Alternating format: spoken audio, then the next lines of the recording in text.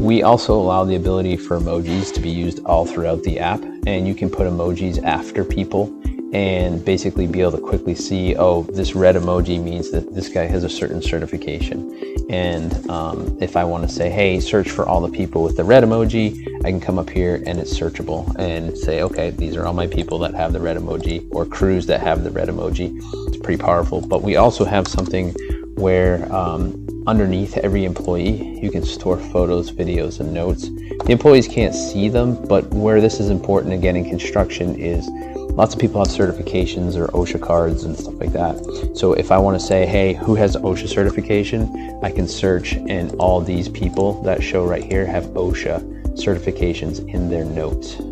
This allows the scheduler to kind of schedule by their certifications.